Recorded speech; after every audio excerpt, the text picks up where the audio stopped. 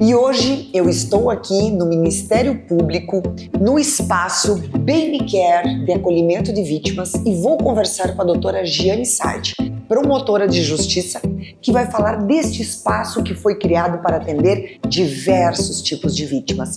Fique aí que o nosso programa vai estar muito interessante.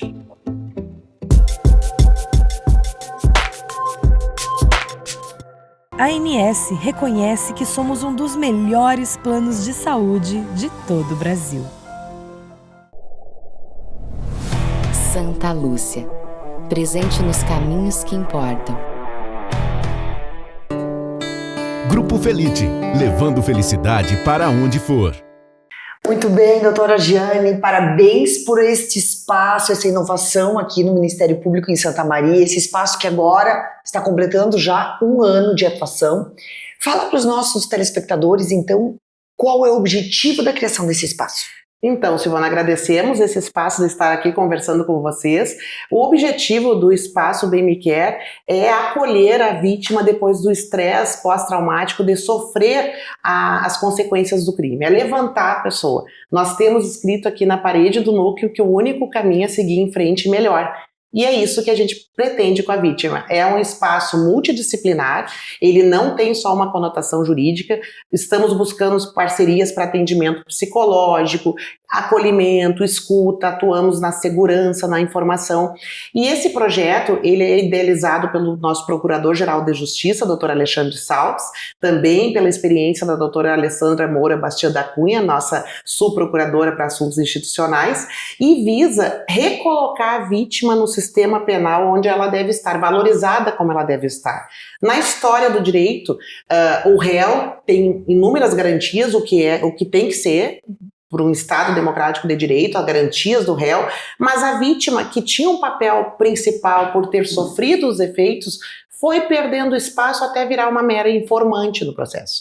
Esse núcleo visa trazer a vítima para o seu papel, visa mostrar que a vítima tem que ter voz no processo penal, trazer as consequências do processo, ser ressarcida civilmente, moralmente, psicologicamente dos danos causados por um ato ilícito. E é isso que esse núcleo busca. E aqui neste espaço, dentro do Ministério Público, quais são os tipos de vítimas? Porque quando nós falamos em vítimas, nós temos diversos tipos. Quais são os tipos de vítimas que pode vir procurar este espaço? Vítimas de todos os crimes. Crimes patrimoniais, como estelionato, furto, apropriação indébita, vítimas de delitos de trânsito que sofreram, vítimas de crimes sexuais, de todas as naturezas, vítimas de crimes eletrônicos, de qualquer crime são bem-vindas aqui no Ministério Público. E essa vítima vem direto para cá ou ela precisa abrir um inquérito na delegacia de polícia? Ela pode vir direto? Como funciona isso? A entrada é multiportas, tá? Como nós atendemos vítimas de crime, o mais comum, porque ela vai ter que fazer o registro policial,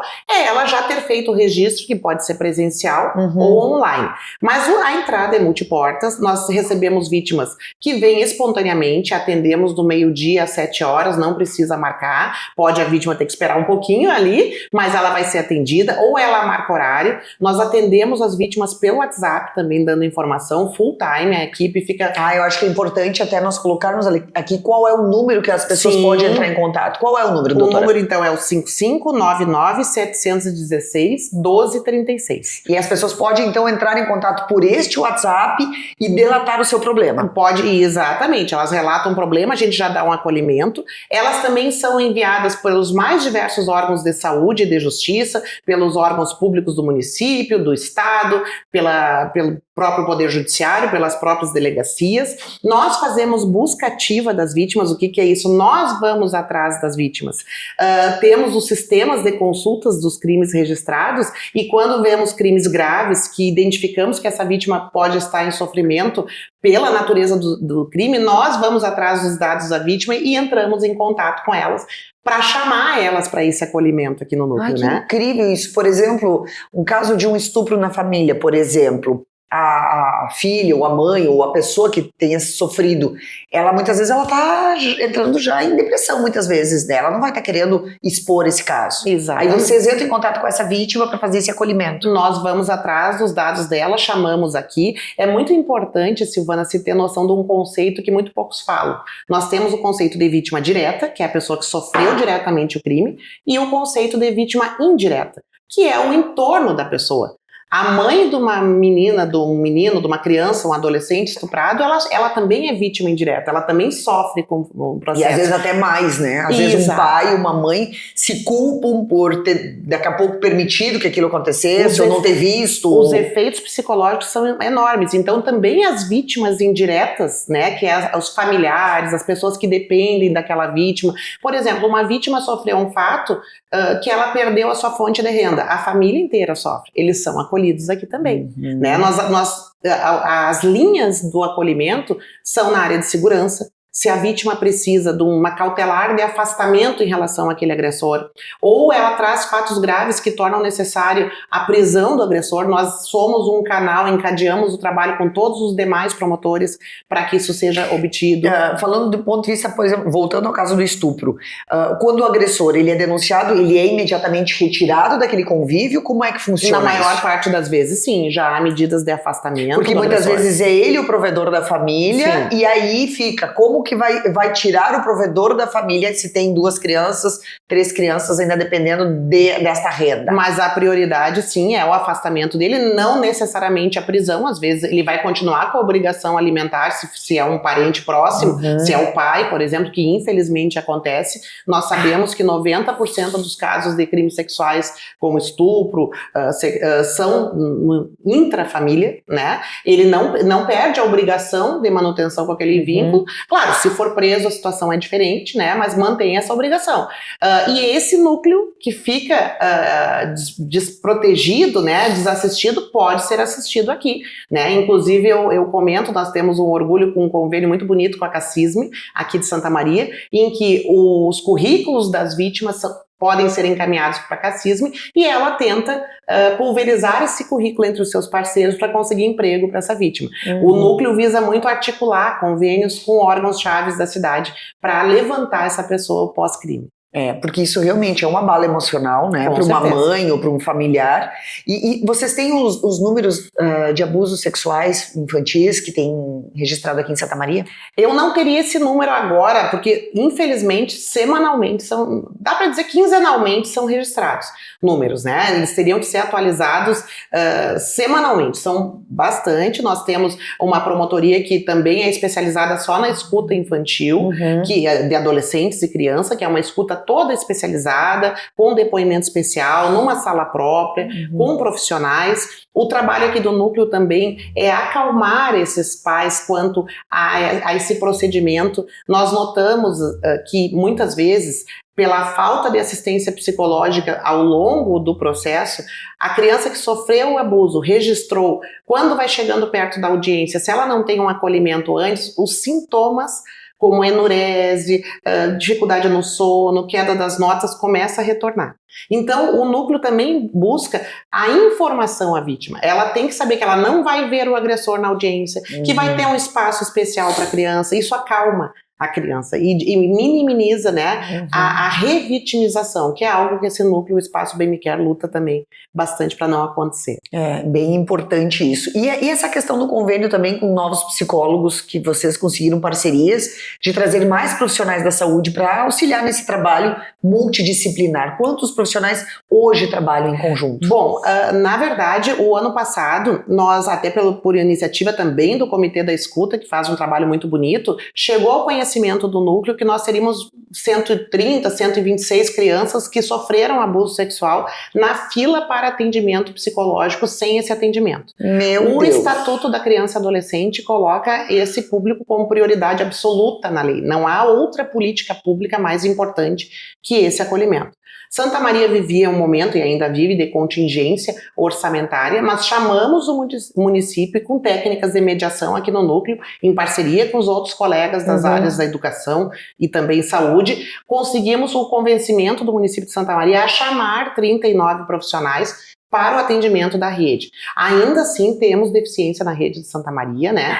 A necessidade em saúde mental da população é enorme, e nós estamos, então, tentando ajudar a suprir isso com convênios, como já temos com a Sobresp, estamos conversando com a UBRA, com a Universidade Federal de Santa Maria, para também ter esse atendimento e acolhimento. Até a semana passada, no nosso programa, nós falamos sobre a NR1, e algumas peritas me deram um dado assim, que eu achei super impactante, que nós temos mais de 500 mil de pessoas que estão com o auxílio do INSS, tá? Ou seja, estão afastadas do trabalho pela mesma CID, que é a CID da depressão. E isso é um dado alarmante, porque a depressão ela tem várias origens daqui a pouco, desde um luto, desde alcoolismo, o crime, o impacto, a depressão por daqui a pouco separações, enfim, diversos motivos. E isso é uma coisa muito difícil de ser tratada a curto prazo, né? E eu vejo que está colapsando o INSS no Brasil, porque a população está envelhecendo, mas essa CID me chamou muito a atenção. Porque a pessoa que entra em depressão, quanto tempo ela vai ficar no luto, né? E quando a dor do outro, como é que eu vou medir a dor do outro, né, Giane? É complicado isso, mas ao mesmo tempo é essa frase: o único caminho é seguir em frente. Porque daqui a pouco nós vamos ter uma população inteira. Eu, muitos anos atrás, até já tinha feito uma matéria com Augusto Cury, que é um psiquiatra. Que legal. E ele disse, ele falou na palestra, ele deu na entrevista pra gente, de que o mal do século seria a ansiedade e depressão. E nós vemos isso aqui todos os dias, aqui, né? Nós acolhemos as pessoas, começamos a conversar sobre a questão do crime com uma técnica, né, de acolhimento dessas pessoas, e a questão da saúde mental, do sofrimento vem muito nítida. E como nós começamos a atender algumas vítimas e seguimos acompanhando elas, a gente vê a evolução. Porque a psicologia, eu não sou psicóloga, mas de tanto atender pessoas a gente acaba aprendendo alguma coisa, mostra que o externar, o falar vai impactando e o sofrimento vai minimizando. Nós conseguimos muitas vezes convencer pessoas que eram resistentes à medicação que lhe tinha sido indicada a aceitar essa medicação. Nós temos o orgulho de dizer que em um ano já salvamos 3 vidas de consequências mais drásticas decorrentes da depressão, pelo encaminhamento, a parceria com o projeto Acolhe aqui do município, internações no USME, né? Então muitas vezes as vítimas chegam aqui e a questão da saúde dela recebe encaminhamento para evitar, né, consequências fatais até e drásticas, mas com certeza é identificada a depressão, podemos dizer, em mais da metade das vítimas. E existe também um outro problema. A gente falou agora de crimes sexuais, que é uma coisa que nos choca, principalmente quando envolve menores de idade, mas nós temos também as lesões financeiras, né? Hoje com a internet, né? E como tu assumes também o direito do consumidor, nós vemos muitas fraudes, muitos golpes virtuais, e que a pessoa muitas vezes vai ficar com vergonha de dizer como que eu caí neste golpe. Isso é muito comum. Nós notamos as vítimas envergonhadas de caírem no golpe, mas os golpes são cada vez mais fidedignos. Nós temos um público idoso que é hiper vulnerável, né? São impressionantes os números de idosos que são vítimas de estelionato, e para isso existe uma instituição chamada Acordo de Não Persecução Penal. Quando um crime tem a pena menor que 4 anos, a pena mínima menor que 4 anos, e o suspeito não tem antecedentes, é possível, ao invés de ele sofrer processo direto, ele ser chamado na promotoria para um acordo. Nós instauramos um procedimento, pausamos o acordo com ele, trazemos o processo para este espaço e acolhemos essa vítima. Ela vem e aí uma mágica acontece, porque muito mais do que só o dano patrimonial dela, ela me relata todo o sofrimento e os impactos financeiros desse sofrimento. Com certeza. Ela conta que teve que largar o emprego, temos lucros cessantes, ela conta o gasto com psiquiatra que está tendo nas consultas, o gasto com medicação, e isso tudo que não tinha voz dessa vítima, vai para dentro do procedimento e é computado, e se faz o acordo com esse suspeito, que ainda é sem processo, para o ressarcimento a essa vítima sem processo, de modo rápido. Parcelamos as parcelas, fazemos mediação, mas nós temos casos de vítimas, por exemplo, de assédio sexual, que sem processo foram indenizadas em R$10 mil. Temos casos de estelionato que em parcelamento em 2 anos recuperaram valores altos, né? Então, estabelecimentos comerciais também que foram ressarcidos por furtos. Então, é um mecanismo muito moderno, né, de mediação. Claro que só é possível quando o réu não tem antecedentes, quando ele já é um réu contumaz, tem os processos, mas mesmo dentro dos processos, nós temos mecanismos cautelares após a oitiva da vítima para solicitar que os demais colegas promotores manejem esses mecanismos para um ressarcimento mais rápido dessa vítima. Então, podemos dizer com muita tranquilidade que qualquer crime impacta a pessoa muito além do seu bolso, mas no seu emocional, no seu íntimo, né, na alma mesmo das pessoas. Isso é fantástico, esse espaço aqui incrível, parabéns, doutora Giane, eu achei assim um trabalho exemplar e principalmente por toda essa articulação com as diversas entidades da cidade, diversas forças, né, porque sozinho não se faz muita coisa, mas com parcerias a gente minimiza, né? Minimiza a dor. Isso é um trabalho incrível, parabéns. Muito obrigada, agradeço esse espaço e queremos chamar as pessoas, serão acolhidas aqui. Estamos aqui para tentar espalhar o bem dentro do possível, diminuir o sofrimento dessas vítimas dentro do que nos cabe e finalmente permitir que elas sejam vistas no seu sofrimento dentro de um sistema de justiça, já que elas antes figuravam numa posição secundária não condizente com o que todo esse sofrimento traz. Então esse é o papel do Ministério Público e estamos aqui sempre a acolher a todos. Muito bem, muito obrigada.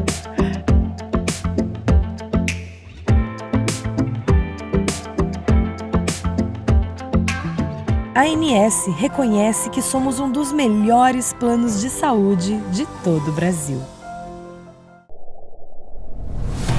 Santa Lúcia, presente nos caminhos que importam.